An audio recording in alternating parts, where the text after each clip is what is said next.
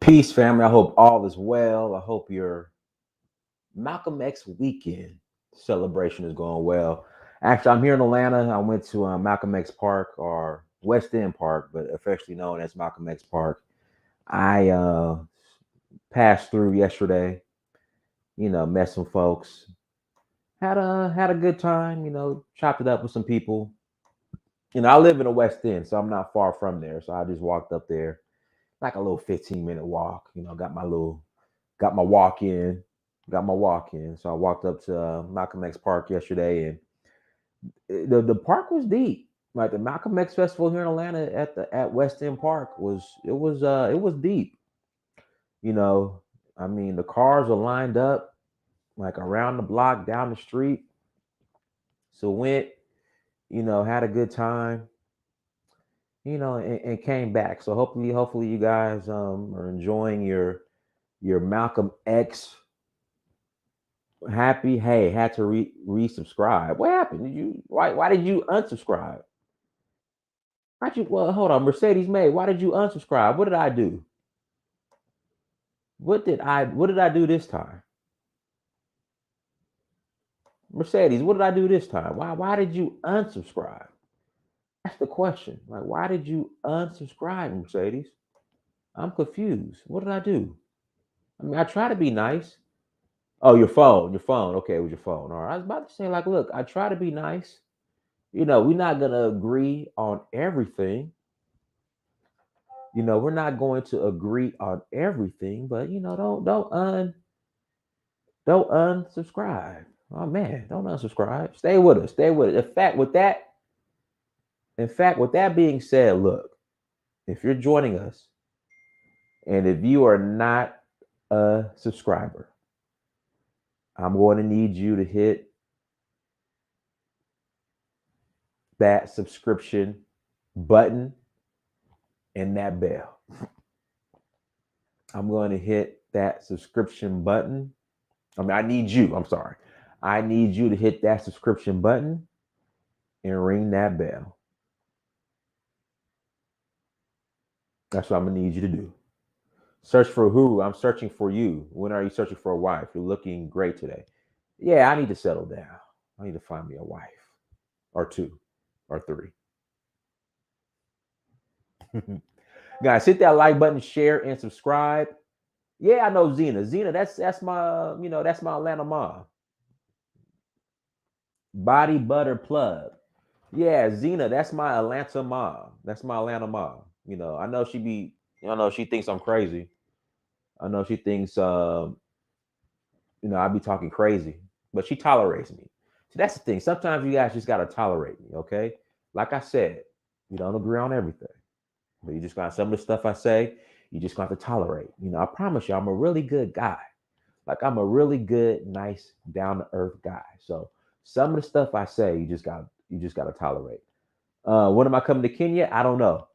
I don't know. I'm supposed to. I might come this fall. I'm due to go back to East Africa, but I'll probably be in South Africa before I go back to East Africa because I want to go back to Namibia.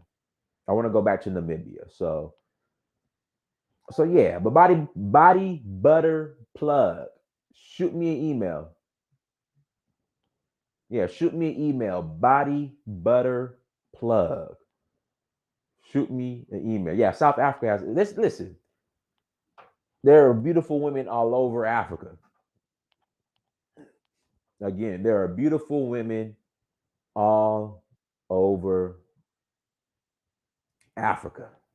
All right, not just South Africa.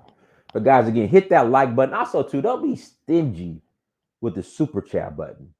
Don't be stingy with the super chat button. Hit that super chat button. It's Sunday. You got to pay your tithes to the church. You have to pay your tithes to the church. Also, look, guys, tour Sierra Leone. We got 12 spots left. Again, we got 12 spots left. Hold on, let me share the screen. Give me a second. Let me share the screen. We got 12 spots remaining for I'm not rich, not yet. Not yet. I'm not rich yet, not yet. We got 12 spots remaining for Sierra Leone. Citizenship is available in November. In November, hold on, give me a second. Let me pull it up. Citizenship is available to those who qualify. Again, citizenship is available to those who qualify. Sierra Leone, everybody. So let me explain the process. Well, the shortened version, the Cliff Notes version. Step number one. Well, in fact, this is really step number one. You do not have to be eligible for citizenship, right? You do not have to be eligible for citizenship in order to travel with us to Sierra Leone. If you want to travel to Sierra Leone and have a good time, you are more than welcome to join us. I would say roughly 20 to 30% of every group that I take are of people who just want to come and enjoy Sierra Leone. You are welcome. You are welcome to join. I think I'm answering your question, Anomaly Beliza. Let me turn these notifications off. I think I'm answering your questions, but I don't know how to turn these notifications off. So sorry about that. Anomaly Beliza, you are more than welcome. Anybody, you're more than welcome to join us in Sierra Leone, even if you are not eligible for citizenship. But in order to be eligible for citizenship, the first step, this is the first step. If you're interested in getting citizenship, this is the first step. First step, you have to take a DNA test through African ancestry, and the results have to come back to Sierra Leone. Okay, what do I mean? So African ancestry. I wish I had my certificate. I don't have it. Okay, they do the results by tribe. So on your certificate, the tribe has to link back to Sierra Leone.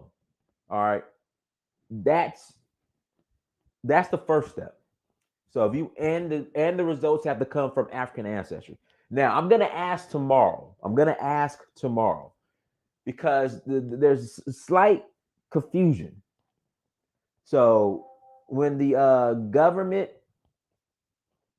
when they formally announced the tour dates, whatnot, and the requirements, formally announcing it, they said in the document, they did this, they've done this before, that it has to be African ancestry. But if you find another DNA test provider that show the specific results that show from the, I guess that'd be patriarchal and matriarchal, basically your dad and your mama's side. Okay, it breaks it down from your daddy and your mommy side, patriarchal and matriarchal. I think that's the correct term. So it can't be like ancestry.com where it just has the percentages. It has to specifically say your mama's side and your daddy's side. Okay. If the results come back to Sierra Leone and the test isn't from African ancestry, I'm going to get clarity tomorrow morning, early tomorrow morning, because Sierra Leone is, I think now they're 5 hours ahead of us. Is it 5? Spring forward, fall back. 4 hours. They're 4 hours ahead of us. So tomorrow morning when I wake up early, I'm gonna put in the chat room, like our chat with all the other tour operators. Hey, just need a little clarity, on the paperwork, the documents that you guys sent out, as far as for the as far as announcing the Sierra Leone citizenship tour, or I mean the confirming dates for citizenship. It keeps saying that as long as the results have the maternal, here we go, maternal and paternal. That's what I meant. Maternal, I said patriarchal and matriarchal. I'm tripping. Maternal and paternal. Okay. It keeps saying that as long as the DNA provider has maternal and paternal specific, and it links you back to Sierra Leone via the tribe, you're eligible. So, does it have to come directly from African ancestry, or can it come from any DNA test provider that has maternal and that provides maternal, and paternal results? So, I'm going to get clarity on that tomorrow morning. I have an answer for you. But in the meantime, as of right now, it has to be African ancestry, AfricanAncestry.com. So you take your test results come back, tribe to Sierra Leone, hit me up. You go to donfo.africa. This is the site, donfo.africa. Donfo.africa. Okay, not donfo.africa.com. It's just donfo.africa. You're going to go to donfo.africa. All right. All right, you go to donfo.africa. Click on travel. Then you click on Sierra Leone. And guys, go through the site. Visit the site. We do visit the site. Go to the site. And these are the dates are here, November 20th to December 3rd. Okay, people keep asking, Dynast, what is bespoke? Bespoke is if you we have some people who are already on the continent of Africa who will not be flying with us from JFK. We're leaving from JFK on November 20th. So we have some people on the continent of Africa who will not be flying with us from JFK to Africa. So they're like, look, Dynast, I'm already in Tanzania. I'm already in Ethiopia. I'm already in Ghana. I want to come. Okay, they're going to get their own flight, and it costs $36.50. If you're coming with us from New York, it's $46.50. That's the price. All right. And this is an idea of everything we're going to do, the itinerary. So, guys, just do me a favor. Make sure you go through the site, view the site, see everything that we're doing, that we do, that we're expected to do, and check it out.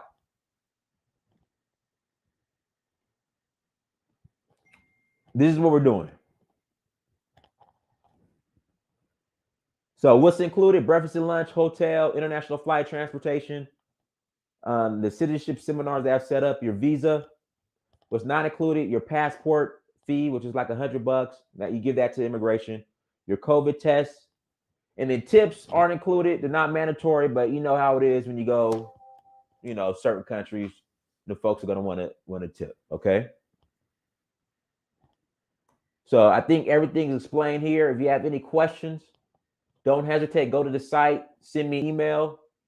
I put this site together, and I'm looking. And guys, another thing too, when you go to the site, you're like, look, Dynast, I need your feedback as well on the site. So when you go through the site, okay, again, when you go through the site, and I need to change this right here. It's going to be a Sierra Leone homecoming tour. So I got to change this. It's going to be Sierra Leone homecoming tour. All right, let me note to self. Guys, we're going to get into the topic. Give me a second. Note to self. It's going to be homecoming tour. The flyers are already out. It's called homecoming tour. So guys, come down here. We got the online form. If you want to send me if you got a message, if you got to ask, you got a question, go to the online form, send me a message. If you want to join the community, the Telegram community, you can join the Telegram community. You can join the Telegram community. You can join the email list. But yeah, hit me up if you have any questions. Hopefully I answer them. Again, we're not going to spend too much time on this. We're not going to spend too much time on this. So, that's another show. I'm going to do another show in the middle of the week focused on the tour. So yeah. So that's it. And then also, we're still rolling to Nigeria in August for the Oshun Festival. We're still rolling to Nigeria in August for the Oshun Festival. So if you want to roll to Nigeria with us in August for the Oshun Festival, you are more than welcome to roll with us. All right, with that being said, let's jump into the show. Let me say this. I need to apologize. Let me start off with an apology, okay? Let me start off with an apology. Danish, why are you apologizing?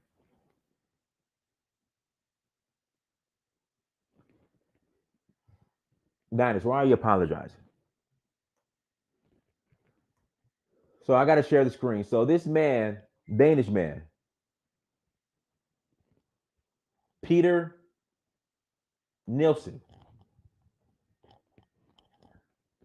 Peter Nielsen, who killed his wife and killed his child.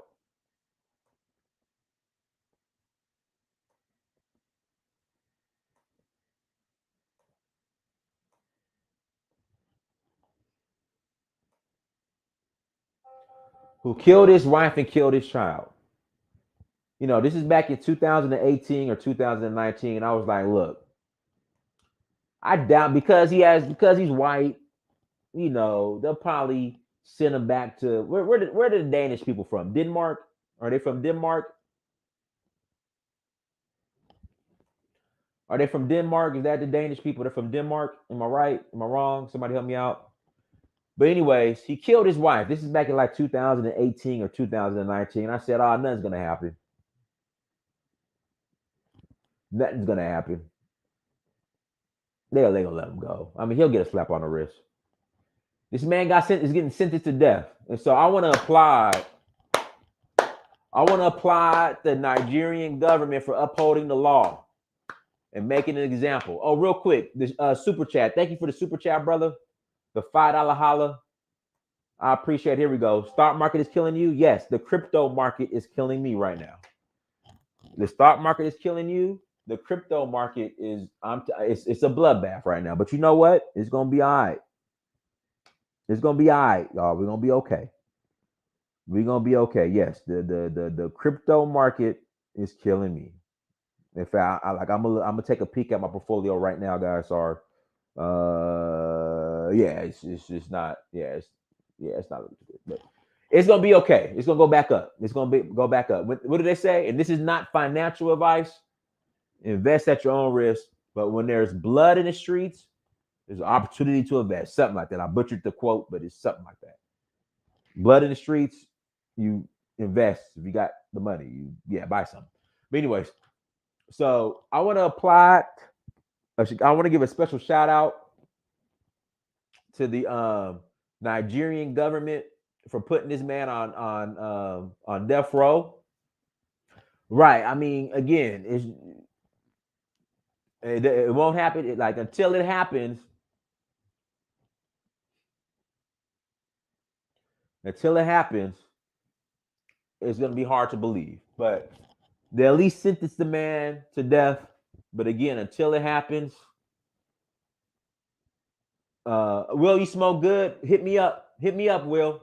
Donfo.Africa. Hit me up. Send me an email. I got you. I got you and your wife. Won't believe it till it happens. But, they at least said the man is going to hang for what he did. A Lagos High Court on Friday sentenced a Dane, Peter Nielsen, to death by hanging for killing his Nigerian wife and daughter.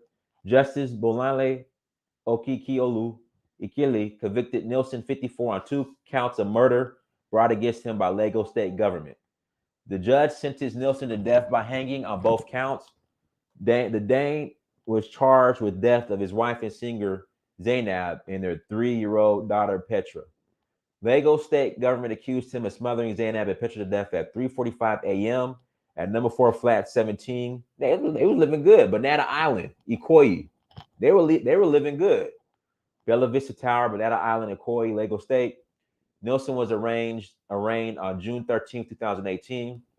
He pleaded not guilty to the 2-count charge of murder, contrary to Section 223 of the Criminal Law of Lagos State, 2015.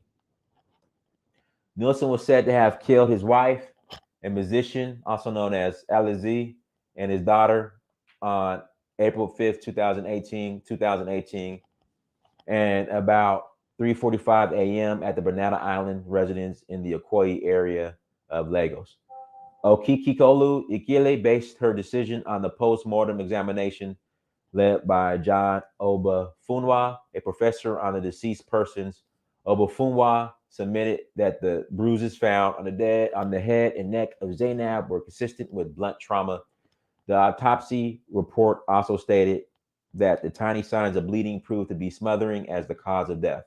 Smothering, which caused the absence of oxygen in both deceased persons, was also established as the cause of Zainab's death. The court held that it couldn't have been self-inflicted or due to epilepsy, as that wasn't included in her medical history. So yeah, like I said, until we see him hang, again, guys, hit the like button. Okay, guys, hit that like button. Hold on, the Danish embassy. See, I knew it was coming. The Danish embassy tried to extradite him last year, but they failed. Shout out to Nigeria.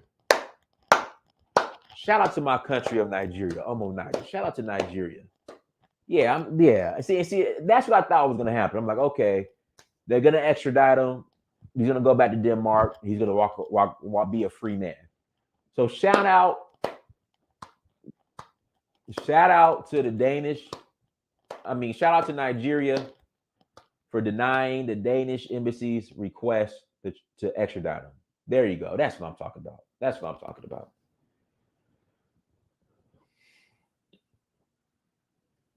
That's what I'm talking about. Yeah, but like you said, until he's actually swinging from a rope,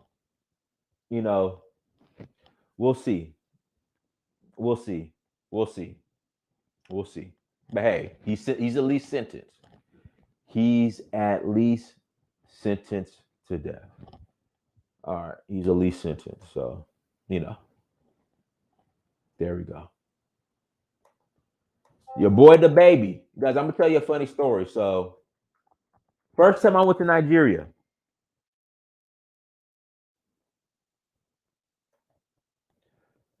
First time I went to Nigeria, 2018. I shout out to everyone. Shout out to Blacks in the chat room. We got a special. We gotta give a special shout out to Blacks in the chat room. Everybody, shout out to Juliet and everybody over at Blacks. Shout out to Blacks, y'all. Listen, Julie. I'm gonna come to Gambia soon. I gotta get in the pool. I want to go. I want to hop in the pool. And listen, I'm gonna be out there in my speedos in the pool.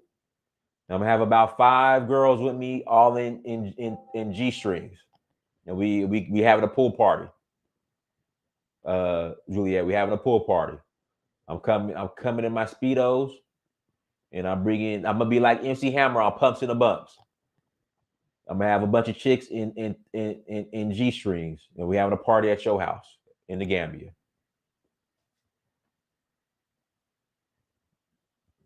So I'm dead serious. I'm gonna be like MC Hammer on Pumps and the Bumps at Juliet's house.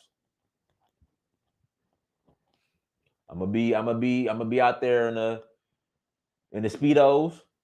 I'm gonna have a bunch of chicks running around in G strings. Don't think I can't make it happen. Don't think I can't make it happen. I'm dead serious.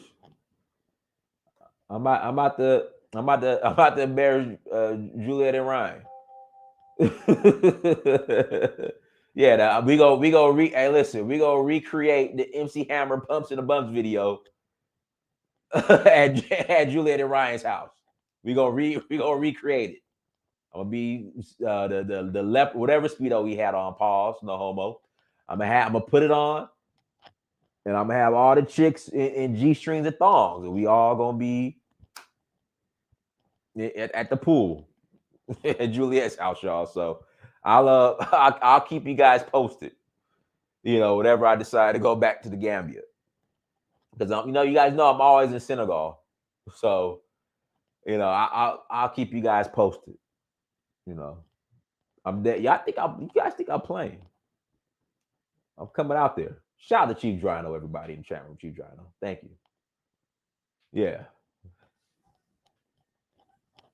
So anyway, DaBaby.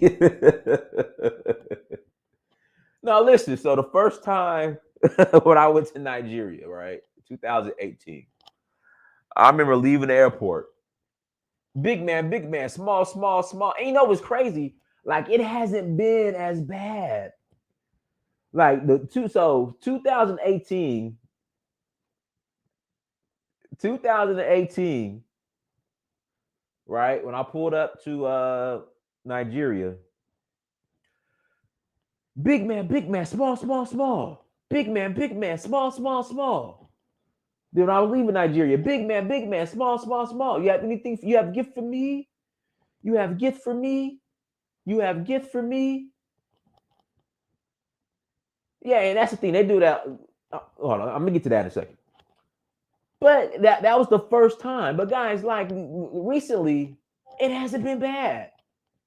Like it has not been bad at all. Like my experience, I can't wait till they move to the new terminal because that current terminal is for Lagos to be, you know, the city that Lagos is.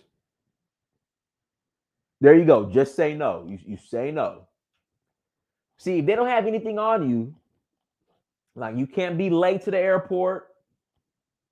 You know, if they don't have, you can say no. But yeah, if you're running late to the airport and you're like, look, I'm running late, I gotta catch my flight, be prepared to pay.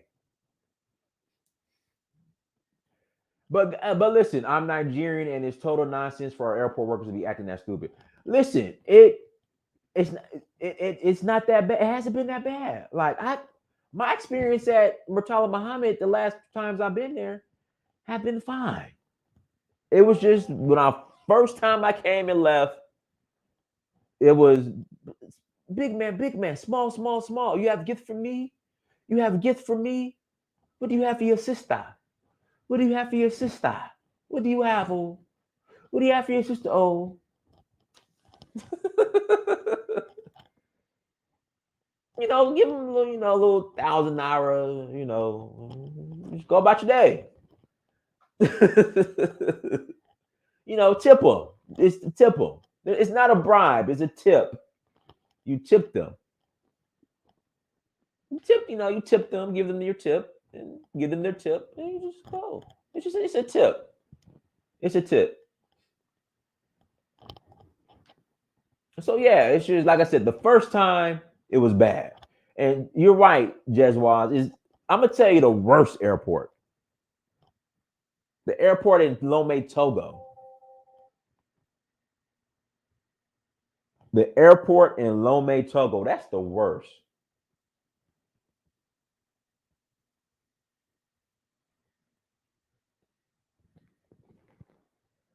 The airport, it's not a forced tip. You're just just give them your tip, small. Just some small, big man, small. Just give them, it's a tip. Here's your tip. Here's your tip. It's a tip. It's not a bribe, it's a tip. It's not a bribe, it's a tip. Okay, it's a tip. You're just gonna tip them. Here, hey, thank you for everything you do.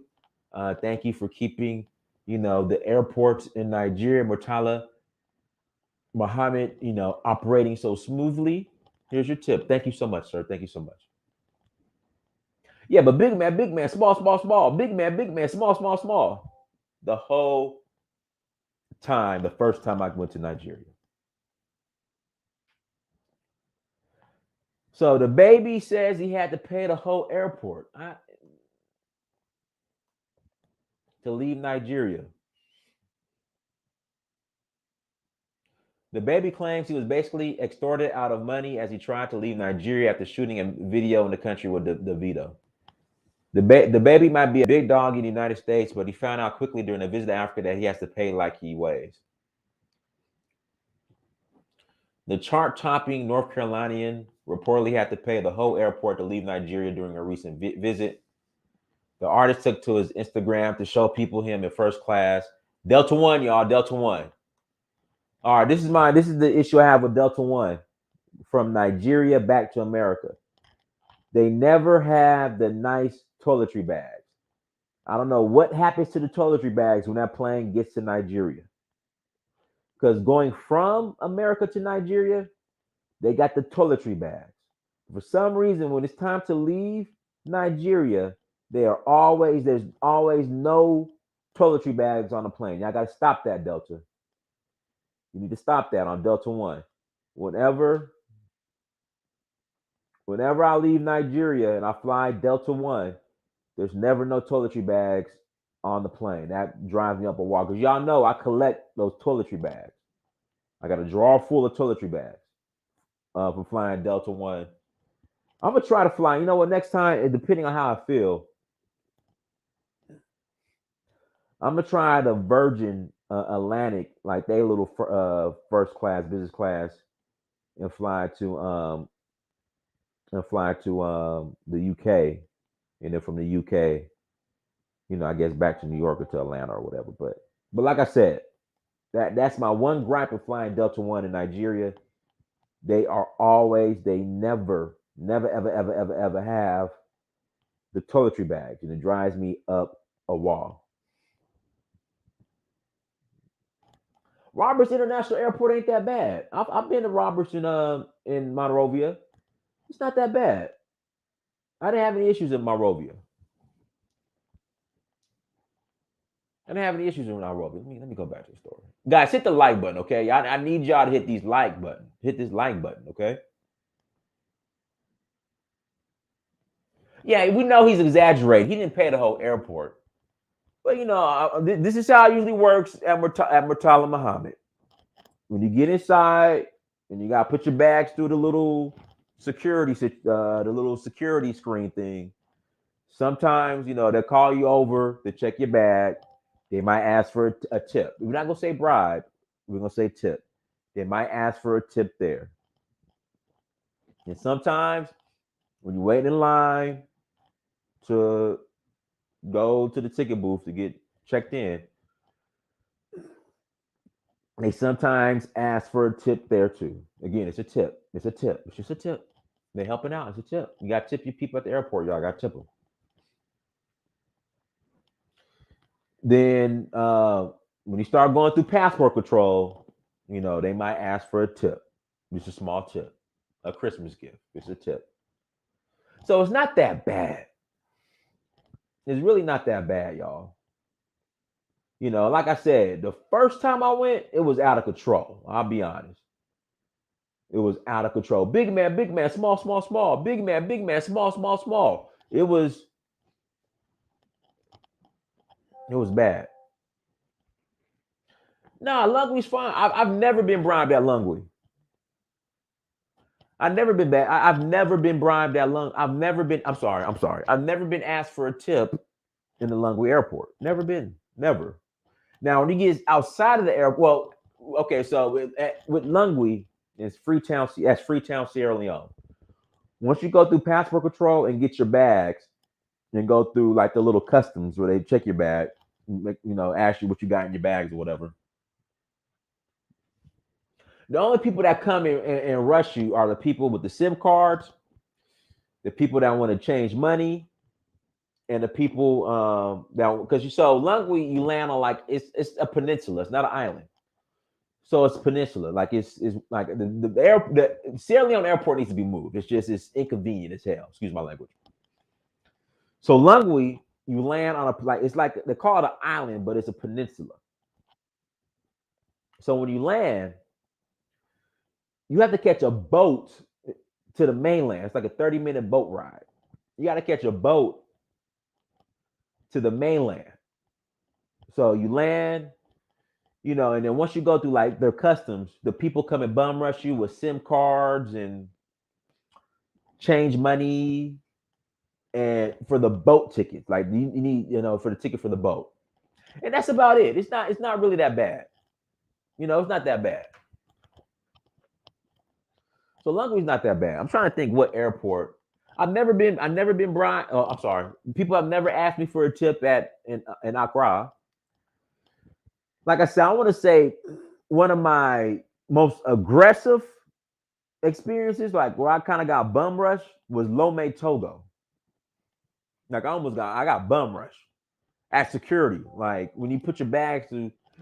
So if you haven't traveled to Africa before, the majority of airports before, it isn't like America where you just go in and, when you go to the airport, you get dropped off and you go inside and just drop your bags off at check-in and then go to security. It's like before you even go into the airport, you got a security check like right at the door before you even enter the airport. And sometimes airports like Lome, Togo, you sometimes have a security check like before you even could drive up to the actual terminal. So you got a security check, then you got another security check once you get to the terminal before you even enter to the airport. So, I remember one time at Lome, when I got to go inside the actual airport and you put your bags to the little scanner security check thing or whatever and go through the metal detector, they would sit me up right there, like, but hard. I was like, man, y'all tripping. Yeah, Ghana airport is cool. No problems, Ghana airport. No problems, Senegal. Senegal, no problems. I didn't have any problems in Liberia, real quiet. Senegal, absolutely. Senegal is like one of the smoothest airports to go through. Yeah, I'm trying to think the other airports I've been to. Benin, no problem. Gambia, no problem. Senegal, no problem. I would say Togo. First time I went to Nigeria. First time I went to Tanzania, they bum rushed me when I left the airport. Kenya, no problem. South Africa, no problem. Namibia, no problem. Mali, no problem. Yeah, so it hasn't been that bad.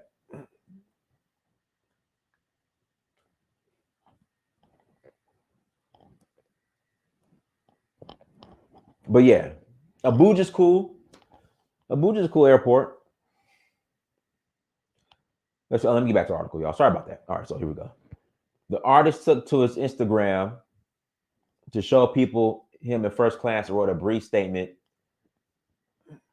about how folks in the country put the squeeze on him when he was trying to exit the nation after recording a music video with Afrobeats megastar DaBaby.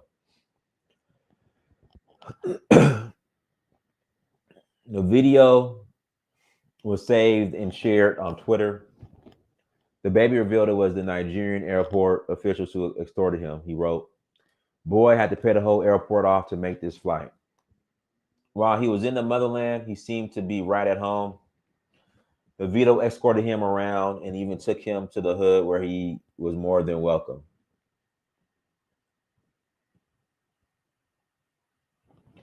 The two rocked out in Lagos, according to Legit. The video they shot was filmed in a rural but crowded part of the city. Nigerians were just as excited to see him there, despite the expensive harassment during his departure. The airport experience certainly did not change his opinion of his visit to Africa. And that's the thing. Yeah, I've been going back and forth to Africa since 2011. I didn't have my ups and I didn't have my downs. But it has never at one time has it discouraged me from going back. Again, it has never discouraged me from going back. Never has. Yeah, y'all can talk bad about Senegal in the chat room, but whatever Macky Sall's doing, man, he has developed the hell out of that country. That country is beautiful. Oh man, when I go to Senegal, I love it. I go hang out in Plateau, eat, hang out, man.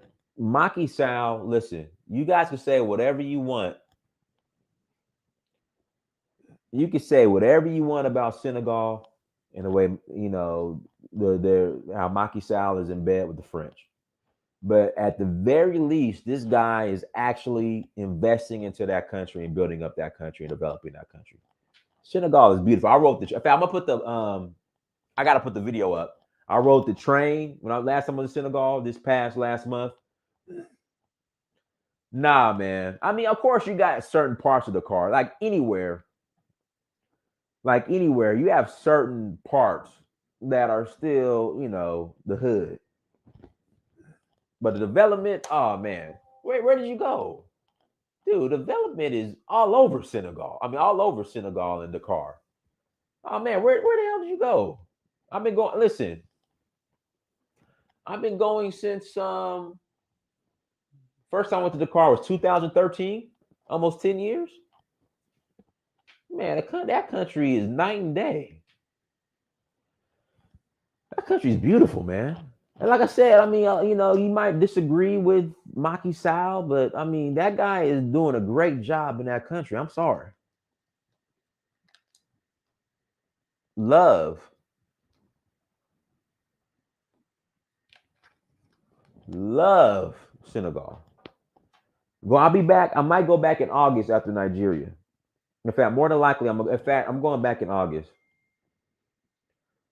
Might go, might hit a Cote d'Ivoire, might as well. So yeah. So that's that. And then, we got the whole monkeypox situation. I'm gonna tell you what pisses me off about the monkeypox situation. So monkeypox is in all right, so monkeypox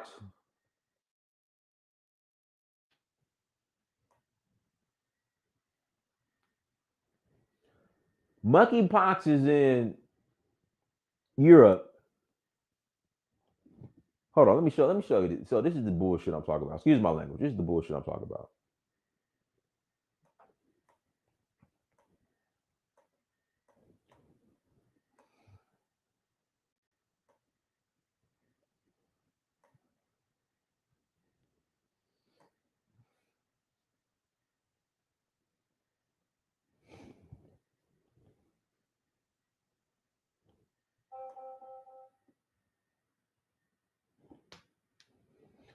So this is what really is setting me off about this whole monkeypox thing. Hold on. So hold on.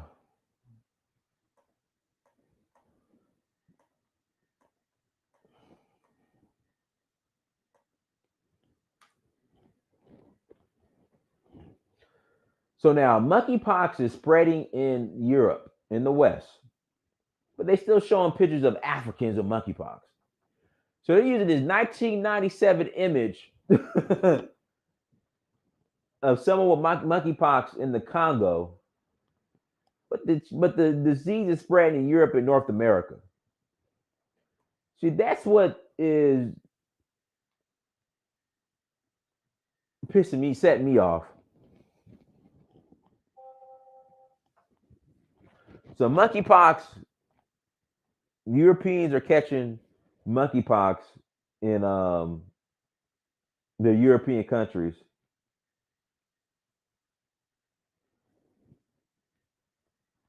But they're still making us the face of it. Yeah, so that's crazy. Listen, I'm gonna open up the lines. You guys want to call in, add to the conversation. Link will be in the chat room. Again, if you want to call in, add to the conversation. Link will be in the chat room. And guys, again, do me a favor, hit that like button. Hit that like button. Also, tour. We're rolling to Nigeria in August. You're more than welcome to come join us. Again, we're rolling to Nigeria in August. You are more than welcome to come and join us. Tours in the chat room, and then we're rolling Sierra Leone in November. We are rolling to Sierra Leone in November, and you are more than welcome to join us. Gas them up. Go ahead, brother. Hey, what's going on, man? What's up, brother? Yeah, I'm not sure that whole. I think DaBaby he just had an American experience. I think it was bullshit because Floyd Mayweather just left Nigeria, and he didn't have no problems. You know that, right? Floyd was just in Nigeria. You muted yourself. Yeah, he was just exaggerating. That's all. He was exaggerating. Yeah, he's like he had to pay off the whole the Airport. whole No, airport. It's like, come on, man, no. like that doesn't even exist. You know what I'm saying? Yeah. But He was with just. the monkeypox thing, like I said, man, that's just the games because we don't own large media, and unfortunately, even if we do own large media, we don't support it, right? So, Right. Or um, I'm a that's one up you. I'm a one up you. Like here in America, the media that we own, they on some. cisgender, um, misogynistic men like Kevin Samuels. That's all. That's what they're on all day. Yeah, because that's, to quote my friend Jose Bronze, because you're in that clinch with America. Like, how many African Americans actually watch AIT or channels, or what's the French that's in West Africa, the French one? They're not watching I channels can't remember the TV. They're name. not watching BBC. They're watching channels TV. They're not. Another good one is WION. They're not watching channels TV. They're not watching none of the. Yeah, Yes, you understand what I'm saying? So, and yeah. and that's where the real alternative could be, because I think it'd be very difficult in America for Black people to really have the opportunity to create a media company that can combat the West. They're not going to let you. Well, Like, you look They're not. at They're not yeah, gonna guys. do it. I mean, our people just don't. We had the closest thing we had was Ebony magazine, but we completely ruined. Well, not we. They completely ruined that. Like Ebony magazine would show positive images of us and tell Ebony Mag. I liked Ebony magazine, but it was completely ruined. That's why it's just digital now, and I don't know, it's trying to survive. Like it's pretty much they say whatever white liberals. In fact, black so-called mainstream black media, Blavity, the Griot, the Root here in America, nothing more than white liberal media. That's all it is.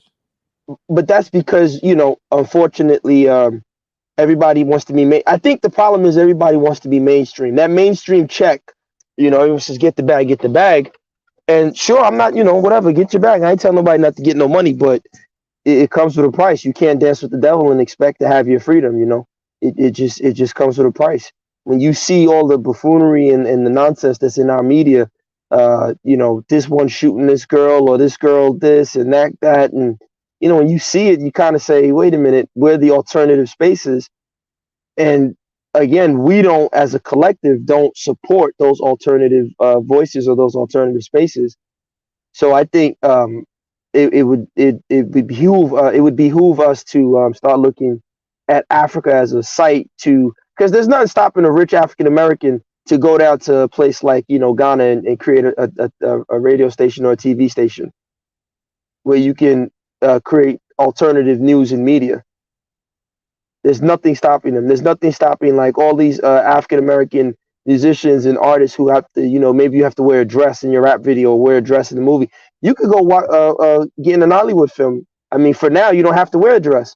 I'm sure the Nigerians will soon copy it because everything America does, they want to copy. But for now, you don't have to wear a dress to be in a film, right? So you can go to a Nollywood studio and work. Now, you're not going to get the kind of money that you'll get in America per se, but at least you'll Hey, have a strong image, I disagree, Gassim. I think these Nigerian artists and actors, I think they're making just as much or even more money than the American ones. They probably might be over time, because I think like you look at some of like those Yoruba films. Those Yoruba Man, films are really good. listen. I'm telling you, DeVito, WizKid, they're making dough. No, of Burna course, and Boy, but here's my thing with those guys, right? This is my beef. Like when you look at Fella, right? He made the album with Roy Ayers, 2000 Blacks Got to Be Free. He did a joint album. My only beef with David and WizKid is like, why did y'all have to sign with Atlantic Universal, man? Like, why is T with Savage running over? Like, why? I don't get y'all. Like, y'all have the money. Stop coming over here to kiss America's ass. I don't understand that. What's crazy? And I knew this shit was gonna happen. I called it out like 3 years ago when T was signed. She's now complaining about her record deal now. Of course, because Black people in Africa are very naive, right? Africans are very naive to the overall treatment that white people have towards Black. I mean, just look what this guy did in Buffalo. Look at the so-called black the white supremacist black death squads that they have in Ukraine. You get what I'm saying? Like this stuff, like, but Africans for some reason just can't grasp that. Like they really think like whites respect their humanity or some stuff like that. I mean, look at the guy who kills his wife, this Danish dude who kills his wife. May she rest in peace. But She's no different than the Nigerian brother who's talking smack about black women, and then the snow bunny kills him. Yeah, that's because the geopolitical situation in that country is completely different to yours. They don't have white people walking around, committing all these atrocities. So they don't see it from your point of view. You're surrounded by white people. So you have to deal with the incident in Buffalo. You have to deal with the incident in Charleston.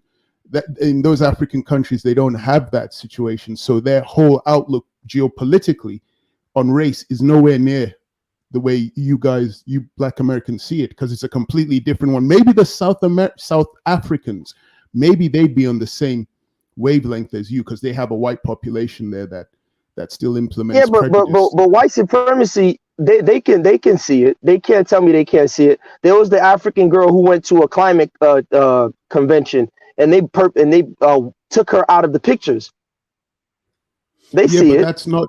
They see it, but they don't feel it in their homeland. They're not experiencing it. The only people who might experience it, it's like when I try to talk to my mother and my uncles and my aunts, because they lived under colonization.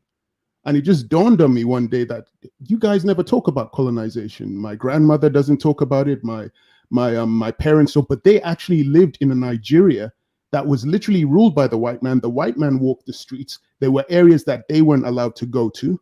But it's fascinating. They don't talk about it. I don't know. It's so it's yeah, but that's why it's left to us. Is gone. That period is gone, and so they now live in a Nigeria where they don't have to see what you see on a daily basis. They don't see it. They don't feel it. So they don't. No, what I was saying is, I don't blame the average person on the street. I'm saying I blame the so-called, again, why would Tiwa Savage come to America to sign a record deal when you're already independent, making your money? Like, the problem is that black people everywhere, think that the white man's ice is colder. And until black people are confident in themselves to say, you know what, sometimes I don't have to go mainstream. Sometimes you could just stay where you at and build on what you have. But the problem is nobody wants to do that. Everybody thinks they have this genius plan that they're going to somehow go mainstream and still win the game against the devil. It doesn't work. And there's so many examples of Africans trying to do it and failing, even on a political level. Like you said, geopolitics. Look at Nkrumah. Nkrumah thought, oh, I'm going to, somehow, some way beat them at their own game. And what did they do? They purposely dropped the price of cocoa globally. So now he was screwed. All his plans he had to develop gone out the window. Then they did a coup on him. They got him out of there. So it's just kind of like I'm kind of tired of black people not understanding the game. How did Master P do it? Because Master P was like independent, and he became incredibly wealthy. He didn't like bow down to, unless things have changed. He did it smart, but unfortunately, what did Master P do? He was no different than any African chief. He got his 400 million, right? $500 million, bought a gold toilet. Dennis, you remember that where he had the gold toilet? Yeah. You know what I'm saying? He had a gold toilet. Yeah. He had a Louis Vuitton Ferrari. He just did what every other African chief does. Conspicuous consumption. He didn't build any factories. He didn't do anything with that wealth at that time that was somewhat productive. He could have been investing in Silicon Valley. This is the 90s when he was the ice cream man, and he had, every time Master P dropped, every time No Limit they dropped, they was gold or platinum. He could have Listen, I remember in 96 through 90, maybe 2000, man, No Limit was dropping an album like every 3 weeks. Like just dropping. And then it just, I don't know what happened. What happened is they start pumping that money behind it. And once they start, if you look, I think every black person has, if you play the game, whatever, you get an opportunity to strike gold, right? And take that opportunity and do something with it. I think with the stars thing, right? He's like, all right, cool. The music isn't working. I'm going to do this deal over here with the films. He has the power universe, but he's running into problems because they're still screwing him over. Like every other week, he has to tweet, "Oh, I'm no longer with stars. They're fucking up, blah, blah, blah." Oh, dude, you don't own it. You don't control it. You understand what I'm saying? So I'm kind of like, well, 50, after a while, yo, go to Nigeria. Go down to South Africa. Go to Ethiopia. Partner with them and start producing those films, overseas. as opposed to sitting down here in America where you know they're gonna still, you know, fuck with your final product at the end of the day. Because I'll end with this. Like when we say we want to be independent, we have to understand being independent means that we won't have access to a lot of this stuff that their system has set up for them. So let's say all the NBA players say, yo, we're gonna start our own league. Well, where are they gonna play? Which stadium? You think the networks are gonna give them airtime? They're gonna block everything. So if you're gonna be independent, until you're strong enough to really compete, you have to find an alternative source. But I don't know why the Africans who have an alternative source are not looking to keep it and build it and make it stronger. They're trying to bridge or connect with the American source. I don't get that. I think they're doing it for money. There's the idea that there's going to be more capital if they join up with the Americans. It's a bigger market, much more money can be made. So I suspect that's why they're doing it, you know. But you know what's so funny? I think, and I was on another platform, we were having this conversation. To me, I think there's a conspiracy at play. America will never accept any type of African industrial product. The only thing they tolerate is some food and music. And even that is to a certain degree, because they play Afro beats on, like, you know, the radio in major cities, but it's not really in the radio on Dynasty. I don't know about Atlanta. Are they playing Afro beats consistently, or they play like a song or two? They are. They're playing it all over the radio, like they consistently it's in rotation. Yeah. Okay. Well, I guess it's changing then. Basically, Afrobeats is replaced Jamaican reggae music. Okay.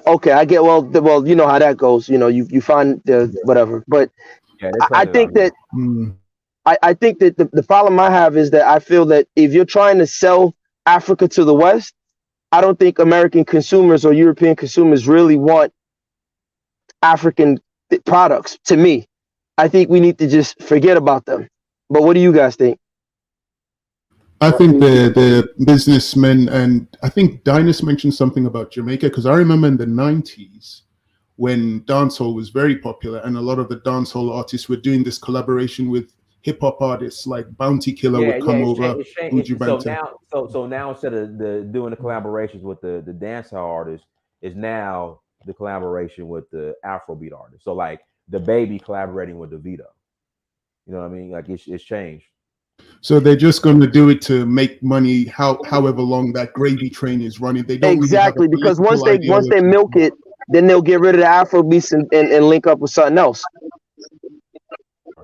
They're not really thinking like you.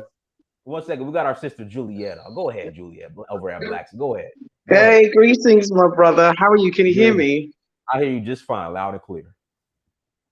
Greetings, everybody. Hi to everybody on Dynast channel. Greetings. Yeah, I was just about to say that I was going to talk about cultural invariance, and then I was going to talk about appropriation, right? Because what they actually do is appropriate every single genre of music has been culturally appropriated by them. So if you look at Elvis, for example, culturally appropriated rock and roll, right?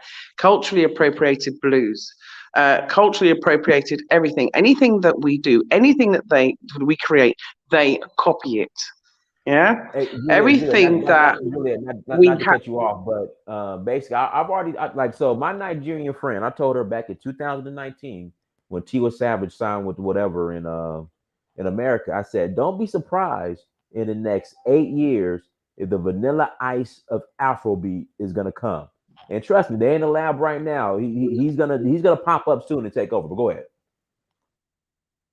Yeah, no, absolutely, and this is what always happens because ownership. He's is already very there. Important.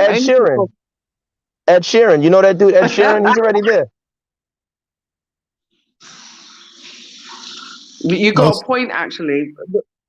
What I'm saying is that us taking control of our intellectual property rights and owning our genres without selling out is difficult. The reason why is because we always have what we call white savior syndrome.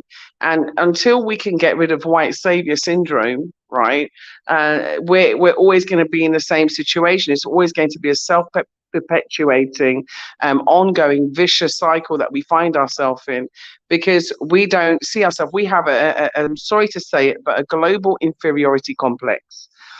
And until we start to unpick the issues that we have, because these things were done intentionally to us, we know this. But yet we'll still fight and pick each other apart, tear each other down, as opposed to looking at who the real villain is.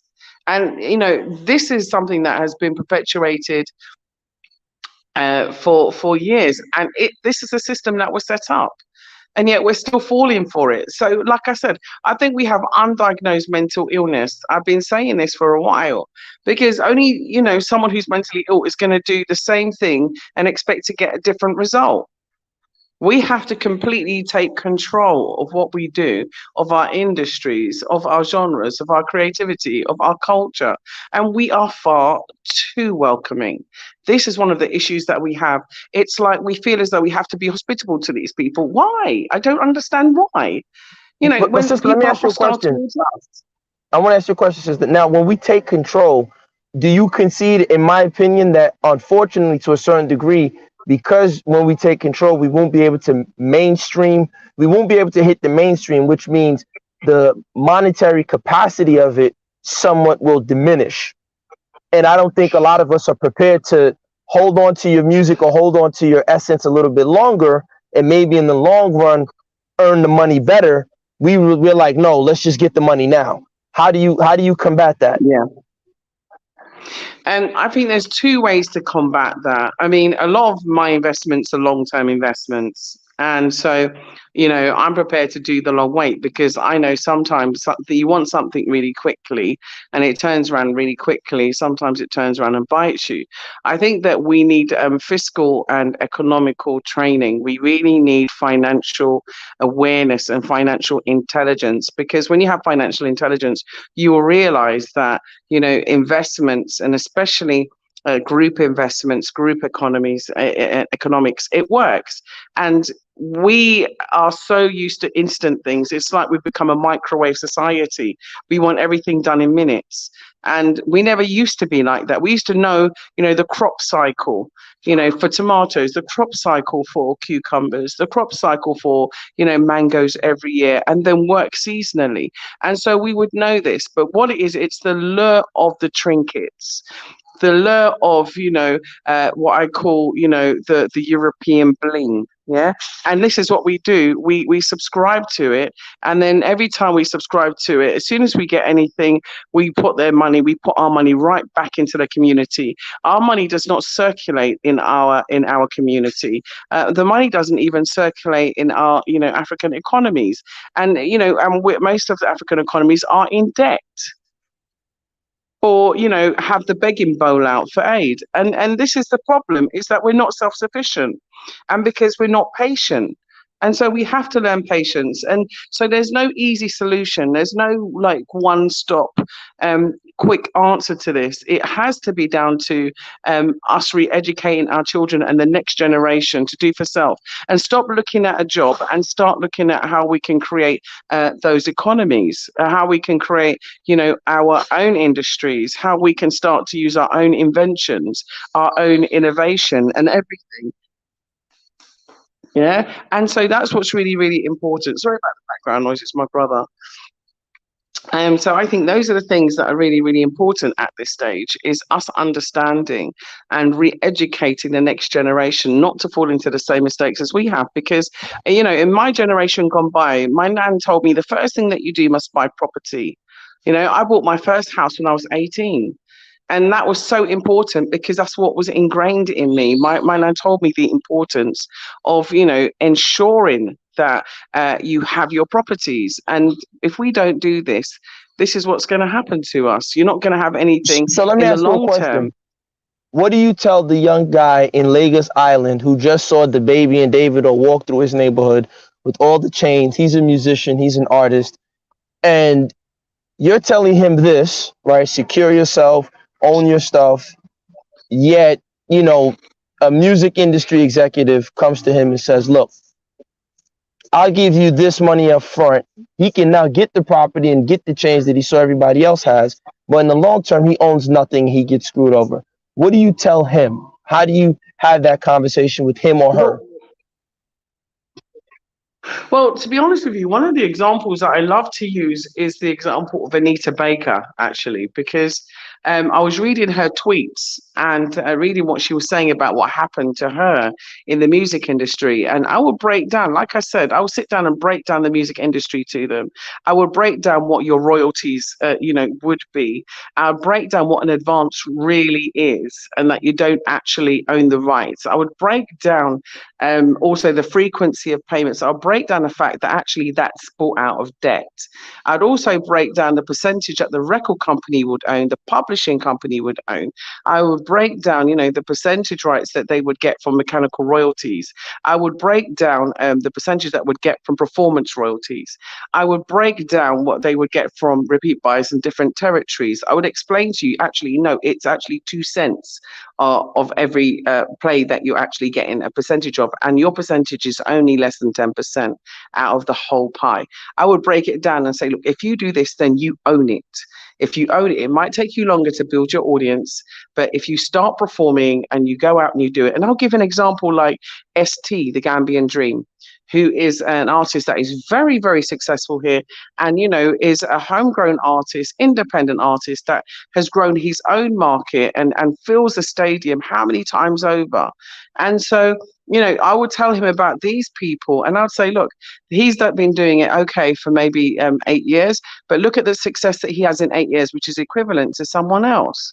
So, he owns that and he controls the rights of all of his records. They don't own the rights. They have to wait until 30 years till they can even get their copyrights back.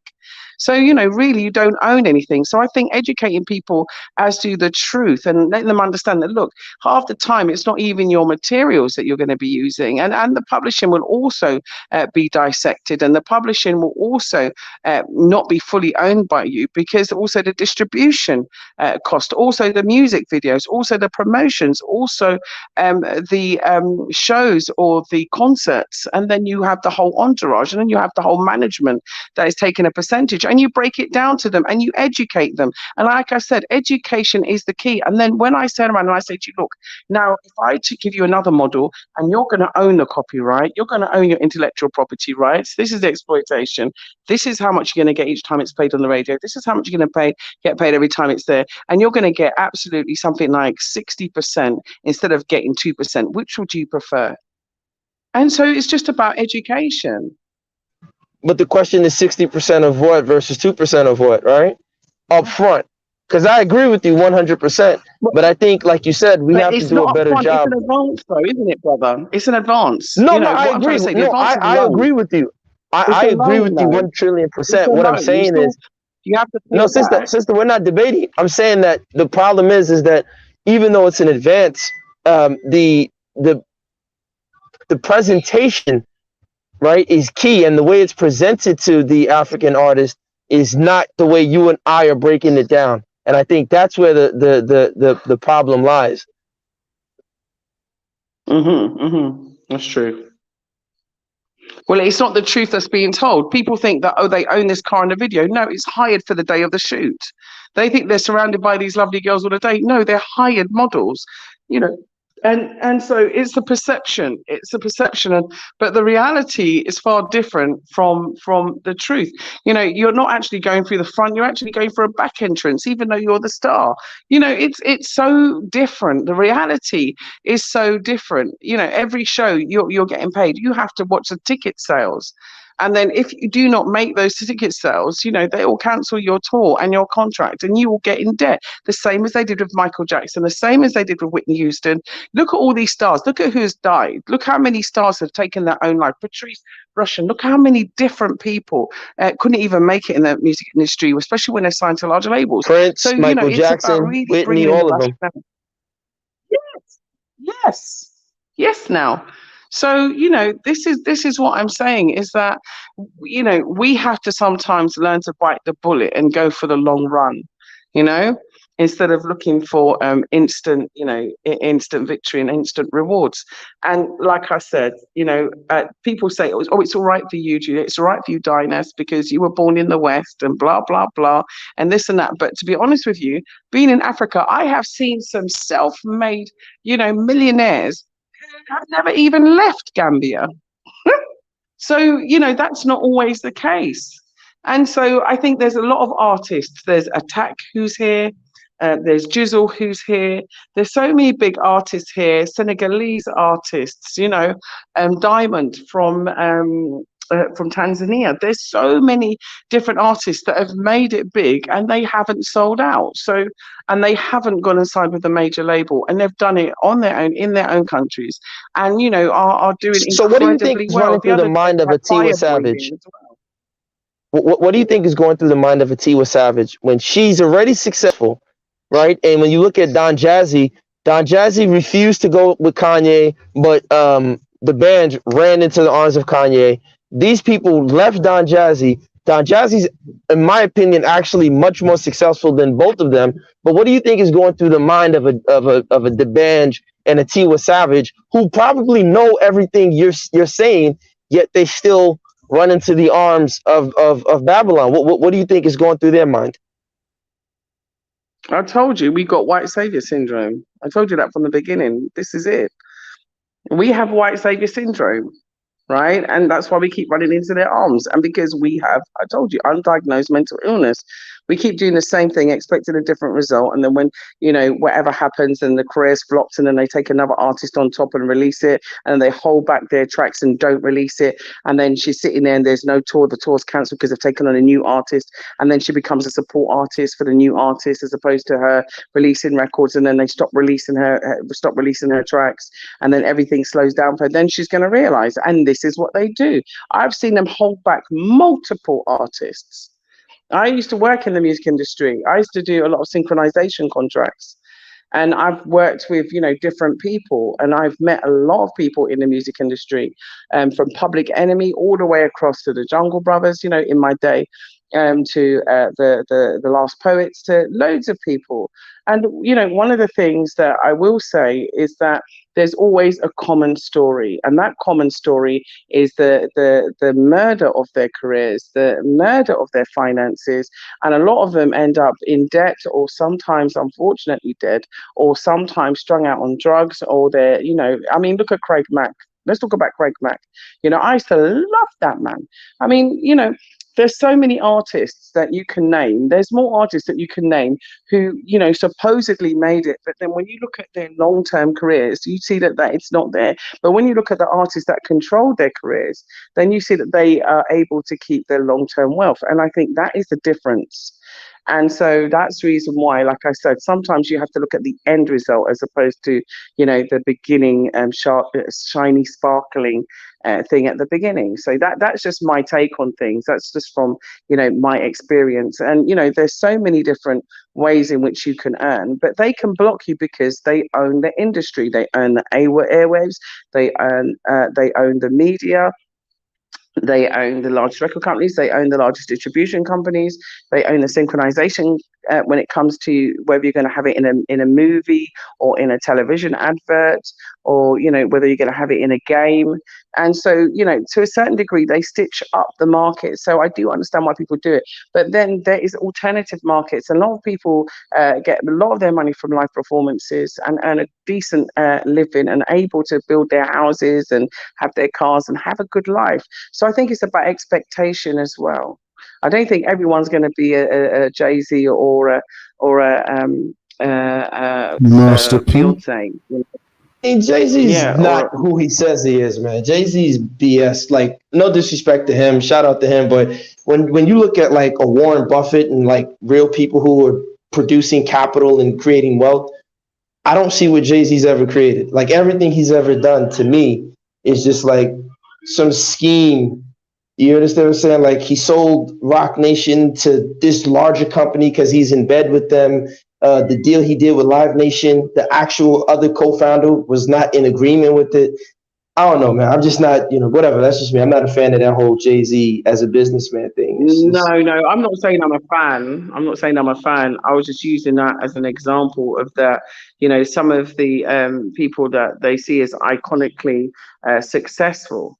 And like I said, you also have to look behind the success, and you also have to look at who's got their hands up, up the puppet, who's controlling the strings, who's pulling the strings. And so, we're in a vicious circle, and until we can break the cycle, and it's shows like Dynast, and I've been watching Dynast for I don't even know how long. I tell you, I used to just sit in my bed and watch Dynast. I was just like a feast of Dynast. And it was Dynast to a degree, although I went to Africa for the first time like I was 22, and that's the reason why I watched. And I love Dynast. He is changing the way in which we perceive Africa. He's changing the way in which we perceive the world. I'm going to Nigeria as well because of what Dinah said to me about Nigeria. I'm like, you know what? I'm going to go. You know, I met up with him in Sierra Leone, and so he is really, changing the dynamics of the way in which we perceive Africa, and I think that is part of the process. And once we start to invest in our own, once we start to purchase and become consumers of our own, once we start to value our own, once we start to really, love ourselves, believe in ourselves, and start to say, you know what, we don't need nobody else. We can be self-sufficient, we can be self-enabling, and we can have our own industries, and we can purchase from ourselves, buy from ourselves, and serve ourselves. And we're not going to look at anybody else as our savior. We can save ourselves, and when we get to that point, then we will hit some I want kind to of ask you a question. ascent. Why is Please. it that when you look at, again, using Jay-Z, you looking at Suge Knight, Puff Daddy, because you mentioned Craig Mack, rest in peace. I was just sad the way he died and all that stuff. I find it interesting Me too. that that the black record executives are typically the ones who are the most exploitative in the deals that they give people, right? So like a lot of the guys from Rockefeller, they're like, oh yeah, when we were on tour with Jay-Z, we had a chain and we had some state property outfits, but we were getting like, $100 per diem. And I'm sitting down there like, well, if that's the case, I might as well just be with the white man on the plantation and deal with you. Because you guys, I'm not saying you personally, but they come online, black power, black stick together. But look at the kind of deal you giving me. You giving me I might as well stay with the slave master if you're going to give me a deal. With that kind of deal you gave me, I might as well stay. I mean, Dennis, what do you think? No, Well, like I said, per diems, for anyone who doesn't understand about what per diems is, I think per diems is what you get paid a daily rate to cover your basic essentials, right? But that's negotiable. That is totally negotiable. You have to negotiate your deal. No, but what I'm saying is, I'm saying that again, see, because you're coming from a position of being an expert already, right? With experience, your mom is telling you about property. Most of these young men are inexperienced young guys from the hood. Most of them, not all of them. They have no concepts about like, a letter of intent. They have no concepts about, just basic analyzing the balance sheet of a company. They don't know how to hire an auditor to look at revenue streams. They don't have any of that. And I'm not saying that the black executive should be paternalistic, right? Or should be your mommy. But at the same time, it's like, dude, if you on stage, it's Rockefeller, one love, blah, blah, blah, and you're giving me a deal that I might as well just be on the plantation and be a slave again. I just don't understand how these so-called black, ones that they put in front of us are giving even more exploitative deals than the slave master. I just can't. I can't wrap my head around that. Are they black on the outside, white on the inside? That's the question you got to ask. You understand? Are they black on the outside, white on the inside? Because not everyone who we see and we perceive as being black has what I call, a black positive intention. Sometimes they just see you as another person that they're just going to exploit. Doesn't matter your color, what you look like. And this is it. And there are so many of us in our own community. Like I said, we are destroying each other. That's what I said from the outset. And so, like I said, we got to have loyalty, but at the same time, and solidarity. But we have to be discerning. about what we do. And we have to negotiate until we get the terms and conditions that we agree with, regardless if it's the white man or the black man. So, we have to arm ourselves with knowledge. That is the bottom line. You might be, in the hood or whatever, but it doesn't mean you can't read a book. It doesn't mean that you can't go and get educated. Because I'll give you an example with Afrobeats, right? Like Sam Clef, he's a good producer. He produced one of WizKid's hits, right? Back then when WizKid was coming up. He's complaining about his royalties. Like, yo, he don't know if it's WizKid or what's the artist, the guy who had WizKid, who WizKid was signed to. I forgot the dude's name. Dang, I'm getting old, but he's complaining. And then I saw a video not too long ago, it was a few years back. Leo Cohen is in Nigeria finding artists. Now I'm sitting there like, this dude has screwed over every African American artist he could get his hands on. And the Africans, like you said, are not even being more discerning or filtering to say, wait a minute, dude, what's your track record like with black artists? And that's why I was telling the brother on the panel, I think Larry, that, yo, Africans don't look at the track record of these white people. It's baffling to me that an African will see a white person and say, let me interject, because I had this conversation with my Nigerian friend in Nigeria back in 2019 when I told her, it was 2019 or it was 2019 when I think Tiwa Savage has signed a group with the record group here in America. I said, watch how in about 8 to 10 years, the Vanilla Ice of Afrobeat is coming and they're going to take over. She started laughing. I'm like, that ain't going to happen. What I think it is, Gassama, you just got to be honest. I think like some of those Nigerian artists think they're not going to be treated like the Black American ones and that they're going to be okay. That's what I think. Really? They think, wow. Wait, Dinah, say that one more time. Dinah, say that last sentence. I'm sorry. I think because they see themselves different from those Black American artists that it's just we're Nigerian.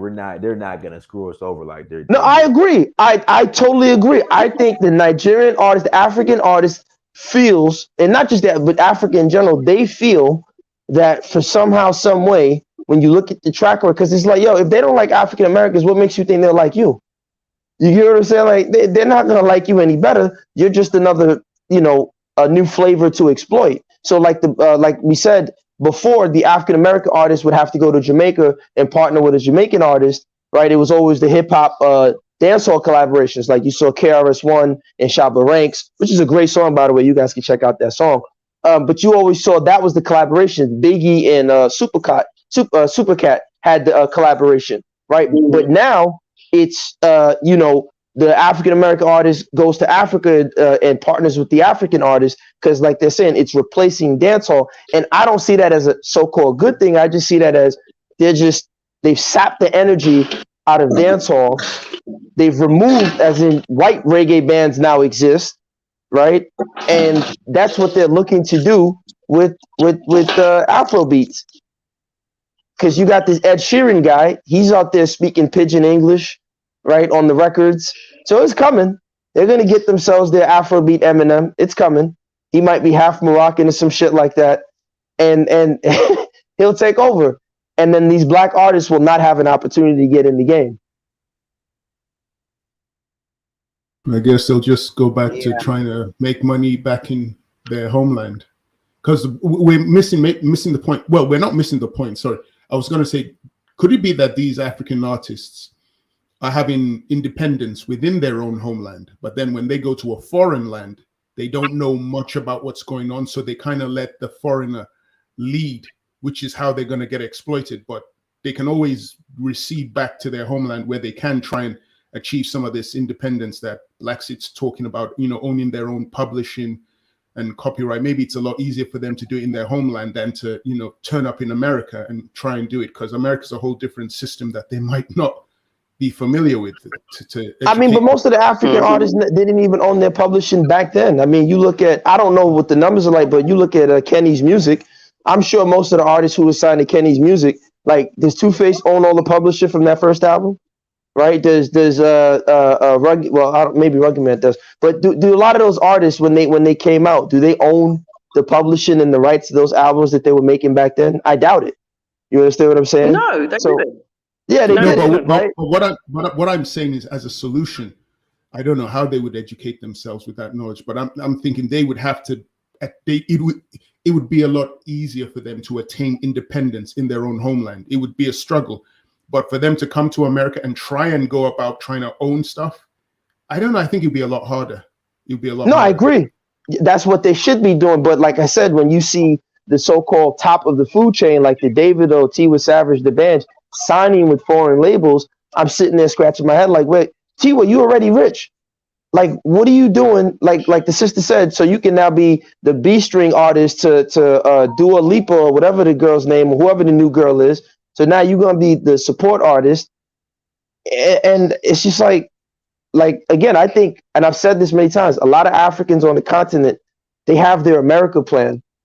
Like they sit down there and they can't wait till they get to America and impress the white man. Like I've had Nigerians tell me this stuff. When I get to America, oh God, you see that the Oyibo, what I will do with them, what I will do with the Oyibo, and it's like, dude, they don't give three shits about you, man. The Oyibo don't care about you, man. Yeah, it's because it's probably, like I said to you earlier, they don't have that same pain that you guys experience on a daily basis, on a weekly basis. They don't see it around them. So they're very naive and ignorant, you would say, and very trustworthy enough. A group of people that we might see as snakes. I think they have amnesia. Well, it's interesting because I was saying before you came on, Slavery I was saying so long ago, you know. But the problem was, I was saying before you came on, the closest that they had was colonization. But the thing is, colonization, when I grew up in Nigeria, wasn't really taught in schools. So I remember slavery wasn't taught. You grew up in Nigeria. Remember when we went to school, what did they teach us?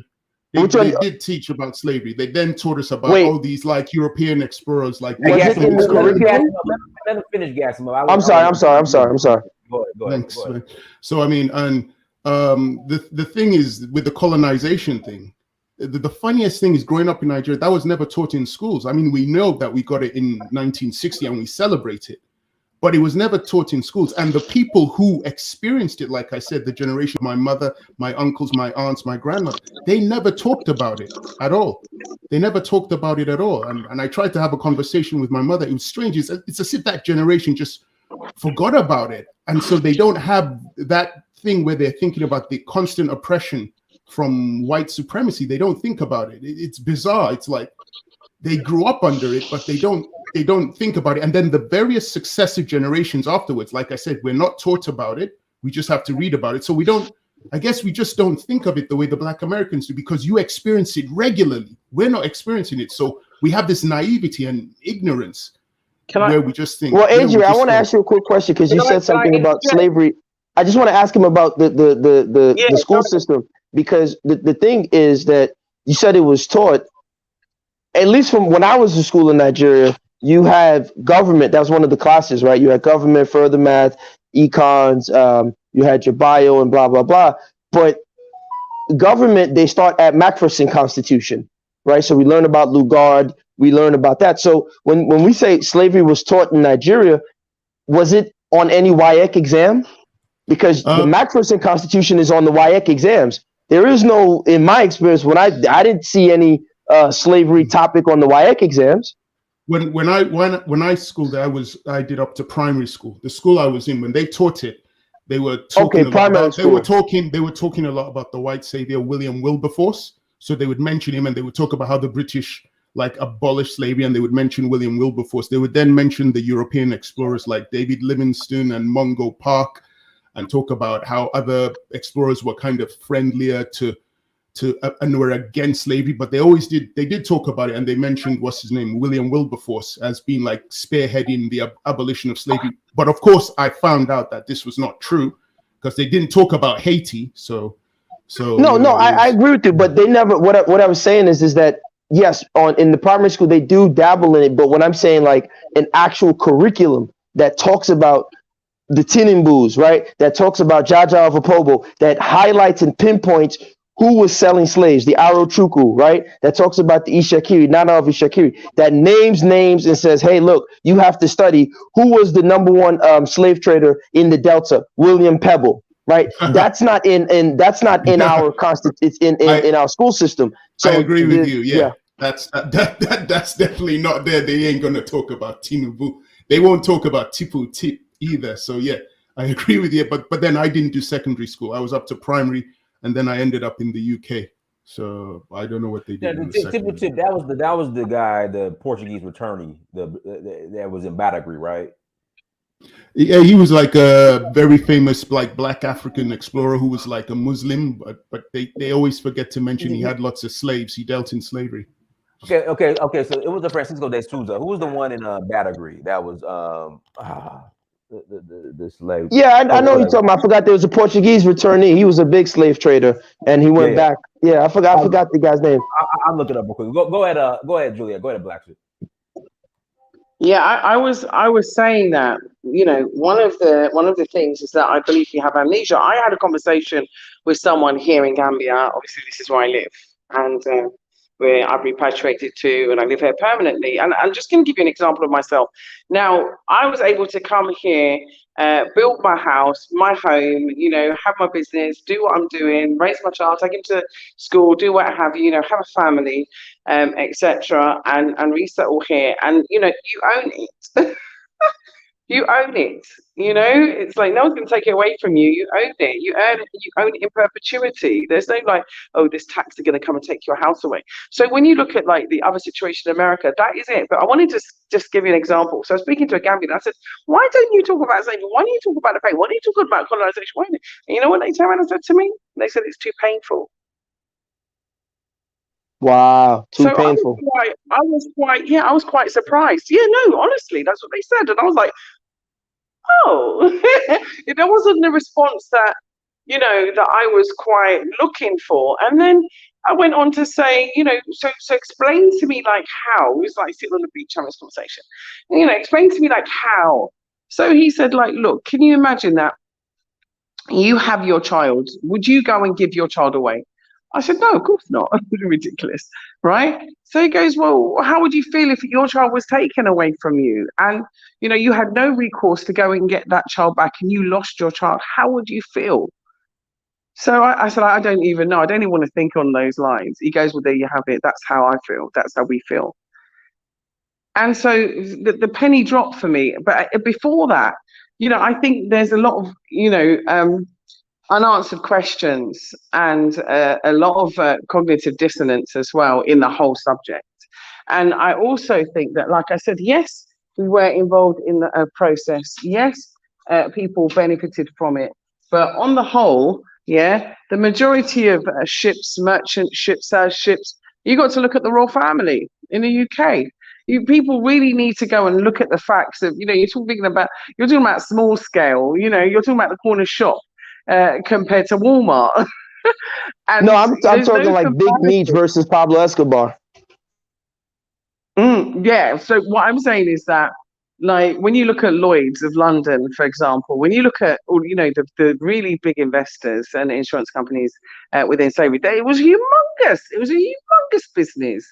You know, and you can just go walk around England, walk around London, and you will see the benefits. You go around Docklands, and you will see, you know, what was there. You go to Bristol, you go to Liverpool, and then you absolutely see, you know, the legacy and the inheritance and the riches of slavery. And there's no, if you like, not even one fraction of the remnants of that in Africa by any other kind of slave owner. And I think that one of the things that we have to focus on in terms of if anyone's, you know, still interested in reparations, that is looking at taking these big corporations to task, because, you know, they still have a fiduciary relationship with regard to the finances. I mean, we were paying taxes in England up until 2015 to pay compensation to slave owners. To pay compensation, I was paying taxes out of my money to HR or Her Majesty, whatever, Treasury. You know, this is unspeakable. And, you know, I campaigned about it, complained about it. You know, I'm a bit of an activist. I'm not going to sit down and take anything. I'm not going to take your racism either. You know, I'm not going to take your discrimination either. So I made a campaign. And so I decided that I was going to ask for a tax refund, a rebate. And so I went about chasing that. I consulted accountants, lawyers, everything to create this form. And I was shut down, believe you me. Yeah. And, because Oh, I why? believe Because you. our people I weren't believe it. brave enough. Our people weren't brave enough to, they left me on my lonesy. All right, you go ahead, Juliet. You spend, Jason. We'll wait till we'll wait till they kill you, and then then we'll call you a martyr. And this is not the answer. This is not the answer. And so I said, what? I'm not going to stay here and beg. I'm going to get my own reparations. I'm going back home. I'm going to Africa. And this has been the best reparation ever in my whole life. So for me, the solution is definitely going back home. That's why, the channel's called Blacksit, Return Back Home. It's about Black people leaving the West for the best. Because at the end of the day, we can create our own solutions here. We can create our own reality here. We can manifest our own success here. And the fact is, if people don't believe it, come and try it.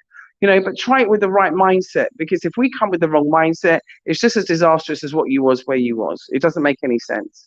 And so, this is what I'm saying, is that basically there isn't just amnesia, but it's a painful situation. And I never knew. So there's a lot of resentment. Well, like, you never came back for us. You never thought of us. And you was a part of his name. And you was this. And we had this attitude. And then when he said, I shut up for a minute. Someone actually silenced Juliet. Would you believe it? So, this is it. It's just another perspective, just another take on things. That's all I'm saying.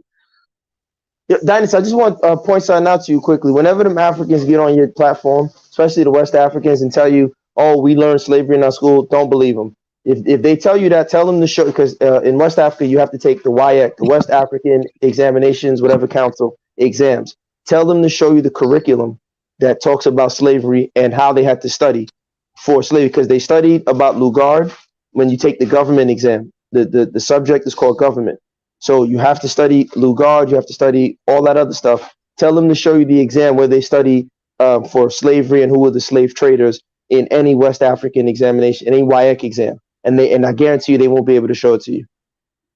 I bet you they won't, because even here, my son had the subject in his SES book, and SES is Social and Environmental Studies. That is where they learnt about it, and it was barely a chapter, 2 chapters, I think.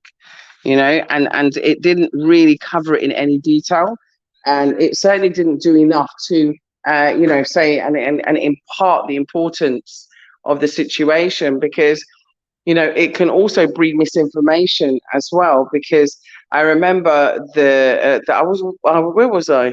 And so I heard someone say, slave baby, and I thought, what? I was like, what? I was in England at the time, like slave baby, all in slave baby. I thought it was hilarious. Like, if I could, because I was in a crowd, I couldn't pinpoint who said it.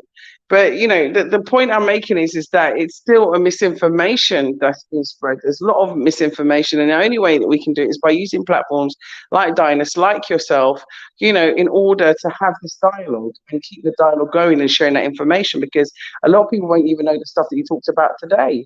So, education doesn't have to be in a classroom. Education can be in, I'm a mom, so education can be in my house with my son, teaching him, guiding him, showing him. I bring him to the office. I make him do work, to teach him business. I'm a business developer. And so, I have to teach him business. I have to teach him ethics. I have to say to him, look, sometimes not everybody's going to be happy with what you're doing. You have to find a way to deal with it, and these are, sometimes people are challenging behavior.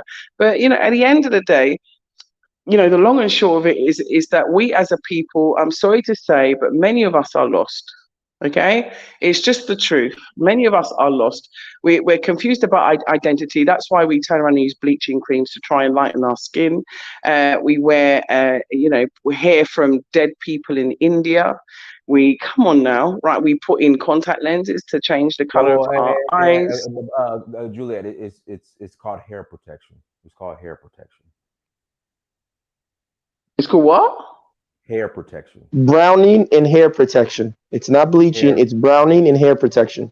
Yeah. The weave from India is called. I never heard of that. Hair. Who told you that? In America, that's what they call it. They call it hair protection. You're protecting your hair, and when you put anything on your skin, it's called browning. Yeah, because Juliet, per I guess the science, when you put that Indian hair in your hair, it's gonna help your hair grow this much. So that's what I used to Never. do. I'm You I'm put just that telling thing you. in Hey, your listen, hair, I'm just your telling scalp you. dies, your hair dies. And it's I'm not just called browning. It's not called browning. It's called bleaching out. There are chemicals in there, Juliet, hydroquinone, damaging Juliet, your I'm just skin, Juliet. carcinogens. Listen, I'm just telling you what the sisters here in America tell me. It's called hair protection.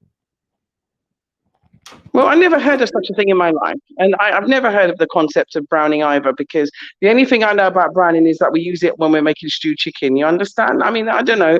That's the only one I know. And browning comes in a bottle and you lash it on when you're making stewed chicken. That's all I know. I don't know nothing about. Bleaching is bleaching. You're bleaching Exactly. out The the melanin bleach comes in a pathway. bottle and you rub it. Yes. Even more than that, they're doing peels now. They're doing peels where they're actually having layers of their skin peeled using like some kind of hydrochloric acid. Like, do we hate ourselves that much? Do we hate each other that much? And this is where it comes down to, like I said to you before, we have a low self-esteem and low self-confidence, because sometimes I just sit and I watch diners. I don't interject, I don't even comment, I don't say nothing, I don't even type a comment, I just sit and I just watch, in my bed. I just watch. But today I was so compelled by the subject, right? Even though I'm sitting here, I'm seasoning fish, right? I had to jump in because the content, and when diners was talking about the airports, I had to laugh because I've had my own experiences too. But Hey, traveling around Africa. But Julia, I if I just sorry. Julia, one second, Julia, if I can interject. So I want you to read the comment. Men shouldn't worry about a woman's hair. Now, all I said was this is what the sisters call it. They call it hair protection. And here in America, they get fired up when you talk about the hair protection. Like if you bring it up, mention it, it's You're not a I, real I'm man, Dynast. You're not a I'm real telling man. you. Yeah, Real yeah. men don't say Sorry, anything. men shouldn't worry about a woman's hair, about the hair protection. Like it's hair Real men protection. accept anything. I don't think that you were worrying. I don't think you were worrying. I was talking Man, about identity and how we Julia, you identify can't ourselves as listen. African women. Julia, again, you bring up Do we protect. identify ourselves as African women, or do we are we want to be European women? And that's just the finite question. So it's not about you worrying about anybody's hair. We need to worry about how we identify and how we show our children, because at the end of the day, everyone's setting an example for the next generation. And if we show that, I don't even like my hair, and I'm even prepared to show it. Yeah, I don't even like my skin color and I'm not prepared to keep it. I'm going to bleach it. Right. I don't even like my brown eyes. I'm going to wear green contacts. At the end of the day, I'm going to bleach my hair blonde because I don't want to look like an African. I want to go and look like a European. At the end of the day, people can come down on me and say whatever they want. But we know that self-hate is true. We know colorism is true. We know prejudice is true. We know that we destroy each other, and it's true. And unless someone can come and tell me that it's not true, don't tell me about no hair protection. It's not no swimming hat when you're going swimming. You Sister, understand? did you see the I'm not comment? down for that. Okay, so Julia, look at the comment. Bleaching is self-hatred, but what's wrong with weaves? Is hair protection. It's hair. But Like I Julia, said, I listen. see more Hold on, women, right, with alopecia. Juliet, listen. Hear me out. Hear me Let me out. look in the So comments. Hang on, let me look in the comments. Hang on 1 minute. okay, but Juliet, listen. So it's called an install. Like I learned all this stuff about a couple months ago. So it's called an install. Like I used to have a Mustang, right? I put some 20-inch rims on it. They said, Dennis, we're gonna install the rims. I put 3 audio bond 10s in the back seat with a box, like Dennis, you're gonna install your system. So it's called an install. And so this $800 install or $1,000 install that's supposed to protect the hair helps the hair grow. This is what I was told. I'm just regurgitating what sisters told me. It's supposed to help the hair grow. I think like not even half an inch or something like that. So again, it's Yo, Listen, Dynast, you I'm can gonna take leave, man. collagen Thank you guys for tablets and having me. do that. Dynast. I'm looking at the comments, yeah. But if you want your hair to grow, you know what you do? You eat blueberries, you drink sorrel, you get ginger, you make ginger oil, right? You take collagen tablets, yeah. There are so many natural ways. Vitamin D, vitamin E, go in the sun if you want your hair to grow. How is covering your hair going to make your hair grow? Explain to me, how's air even going to get to your scalp? And tell me if putting glues and pulling your skin, tightening your skin, using a needle, sewing it in, using adhesive, and then people getting alopecia, people now suffering from scalp cancer. Tell me, how is that helping us? I mean, what I'm trying to say is that the bottom line is that we are so scared of looking like our African selves that we will find any way to defend it. And that's why I said the self-hate is real. People can tell me all day long about myself, that's fine. I know what it is because I've been through it. I'm not going to pretend. I'm not a hypocrite. I remember when I was 16, you know, my mum did for me for my 16th birthday. My mum brought me to a hairdresser. You know what my mum did? She straightened my hair. Yeah. I always had natural hair. My mum straightened my hair as a treat. And I didn't like, you know what that relaxer did? It burned my scalp. I had sores on my scalp. And I had this putrid straight hair that was so thin and dank and lifeless. My kinks were gone and I hated it, and I've always turned around and had natural hair since. And you know what? Because at the end of the day, I loved my curly hair. But what I'm trying to say is that this also comes from, you know, inherited self-image issues. Yes, inherited. And sometimes even going to the workplace, you go with your natural hair, it's like, you know, they don't want to give you a job. So I can understand like the issues that Black women face every day about hair.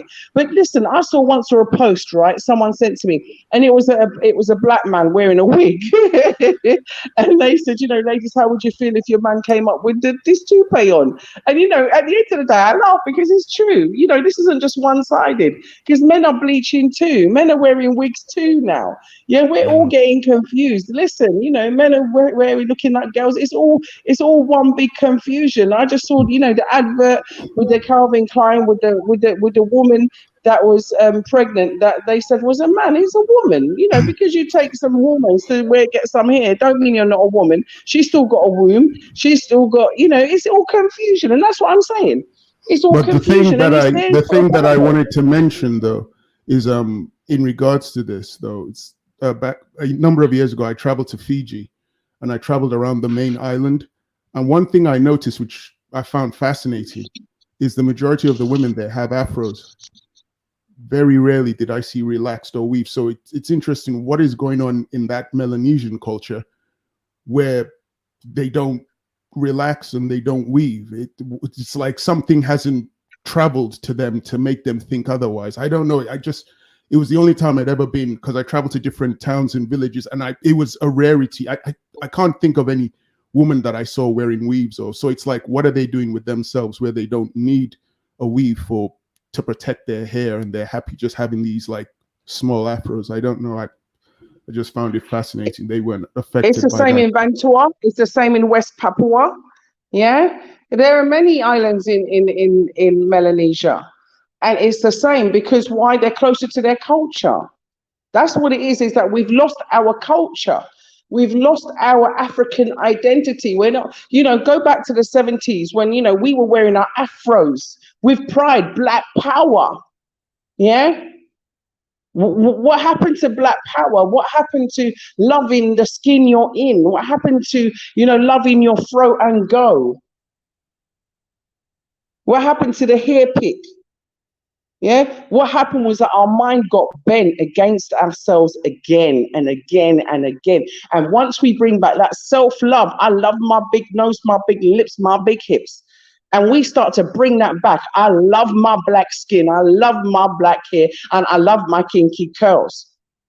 Once we bring that back and we start loving each other, and we bring that back to our younger generation, instead of relaxing children's hair from the time they're 3 years old,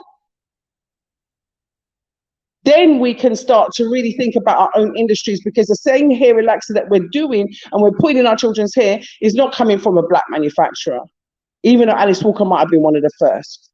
right? So at the end of the day, it comes down to this. It comes down to the fact that we don't love ourselves enough. And people can curse me, people can say what they want, people can run me down. I've already got enough of hatred anyway against what I say because I talk how I feel. And that's how I feel. My own What, daughter. people hate you? People Story. hate what you're saying, Blacksit? People Of actually course they hate. do. Oh. Of course they do. Listen, They hate my me too. They daughter, hate me my too. daughter, my daughter, I'm going to tell you a story, and I know she's not going to like me for telling it, but I'm going to tell you one morning, my daughter, was out with friends and she was starting to get influenced and stuff. My daughter's got very long hair, beautiful hair, right? And natural hair, beautiful natural hair. And, nothing wrong with her hair. But then she started to get influenced and then she wanted to put in weave. She put in like one line at the back of her hair. I'm like, why would you do that when you've already got long hair? So she woke up one morning and I had a big cream of hair remover, I think like Imac, yeah? And I sat there and I was tapping it in my hand, waiting for her to wake up. And so when she woke up, I tapped her in her forehead with it and I said, I got something for you. She said, what? I said, I've got hair removing cream. I said, seeing that you don't like the hair that I've given you, I'm going to take it back. I'm going to take it back. I brought you into this world, and if you don't like the hair that I've given you, if you're not proud of the hair that I'm giving you, I will take it back. She never will weave again. People might say they're psychological, whatever, but you know what? I had to teach her the importance of her hair, and I'm proud of her hair. I sat there plaiting her hair, washing her hair, conditioning her hair, looking after her hair and keeping it natural. For you to go and want to put someone else's hair in your head? No. And if we as parents, stood there and took responsibility for the actions of our children, then maybe we have a chance.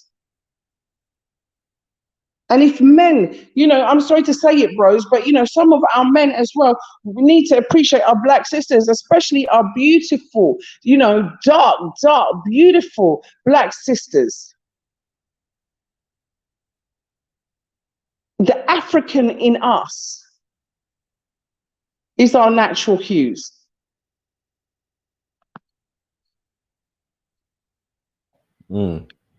Guys, what we'll do, we'll go ahead and start closing out. Julia, anything else you'd like to share in closing? How can people reach you and contact you, subscribe to the page, all that good stuff? Oh, okay. Yeah, thanks, Dynast. He's my brother from another mother. I love Dynast, and I don't care. And I'll say that out loud because I'm proud. So my channel is called Blacksit. That's BLAXIT on YouTube. Dynast has got some programs on there. I've interviewed Dynast a few times on there, so you can always go back and see my beautiful brother. And I can't wait to see him in his speedos when he comes to my house for the pool party. But anyway, so you can come to Blacksit. That's BLAXIT, and you can email me at info@blacksithome.com, or you can send us a message via. Listen, my WhatsApp phone is full, but you can call me on it. That's +240.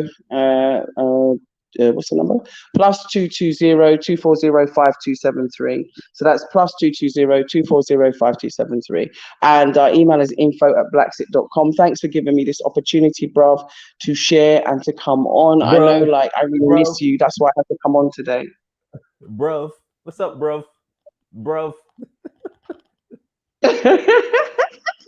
I've been watching Top Boy. So, bruv, you got the food. What's up, bruv? You got the food. So yeah, I've been watching Top Boy. So I got your accent's very good. Larry. Yes, Dad. Yes, mate. What, mate? What are you talking about, mate? You having a laugh or something? Well, no. Anyway, don't talk like that. He's taking a pee. Are you in the UK too? How do you say bruv? How do you say bruv to you? Yeah, but it's like a specific group of Black people who talk like that. I'm in the UK in London, but as you can see, I don't talk like that because they don't say bruv. They do. It's just that the social circle of Blacks I'm with, we don't talk like that. So are I don't. Too good to say bruv? No, I'm listening. Come on. Dynast, don't even go there. Dynast, don't go there. You know full well, even in America, that there are certain Black Americans who speak Ebonics and there are other Black Americans who don't. So it's the same in the UK.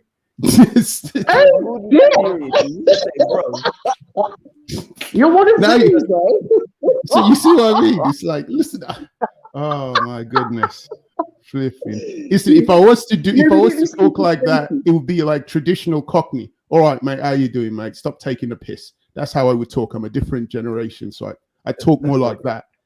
So but I just want to say, no, I haven't got any. Your accent still comes through. I know that you weren't born in England. That's for sure. No, well, unfortunately, I was, but as a baby, I was taken back to Nigeria. Oh, okay, I can tell. Yeah. Because there's an accent there's an underlying accent. Yeah, so I'm glad you can hear it. Yeah, it's still there. So I'm not like 100% UK. So yeah, I just wanted to say thanks. So how far now? Well, I was trying to speak Yoruba with Dynast a couple of days ago, and he understood me. So he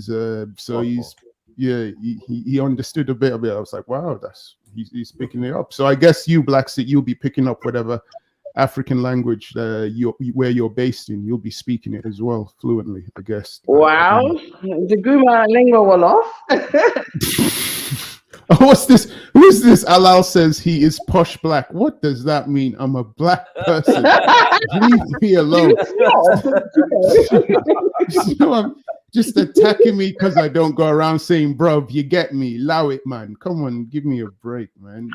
Listen, allow it. Don't you get me, yeah? Listen, don't get it twisted, yo. Yeah, don't get it twisted. Yeah, allow it, man. Allow it. Oh, man. Anyway, I was just going to say it's a good show. I learned a lot from speaking to you guys here. I look forward to the next show. Thanks for allowing me on. It was a pleasure hearing from you, Blackseat and Dynast.